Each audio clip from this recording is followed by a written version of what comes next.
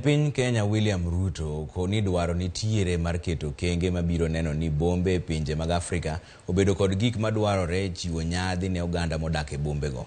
Kanoloso tenge mar romo mar chal mar kor lwasi mane orumo kawuono e boma ma Nairobi ka, Ruto koni chenro makare nyaka keti koting'o mag omenda mar neno ni kaka bombe medo dongore, jomodak e bombe go yudo udi kod pi maler. Gavana ma Homa Bay Gladys Wanga bende koni romo mar pinje Afrika e wi lokruok mar kor lwasi ochiwo thuolo makare mag manyo omenda masiro joma odak e bombe mayudore kor gwenge bende.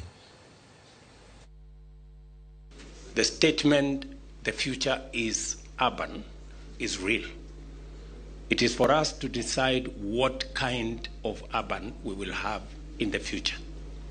Whether it is one that is informal, that doesn't have amenities, that lacks water, that lacks sewer, that lacks all the amenities that are required for any dignified living in any part of the world, rural or urban, or whether we have a different scenario. Wan gi jomodak e bombe kaka Homa Bay, Yuges, Mbita gi kuonde mamoko modak kuonde ma gin informal settlements kata Shauri Yako, Sofia, Makongeni, 1000 Street o Yuges kata obed kanye. Koro mae program ni en kaka wanyalo manyo omenda mondo mi wakony jowa modak kuonde monyongore gi mondo mi gin bende gibed ni ginyalo geng'ore ne impact mag climate change. Climate change okelo kaka pi muomo ji, chiengo ji ahinya, kendo magi e gik ma wamanyo omenda kae mondo wane kaka wanyalo konyo jowa modak kuondegi.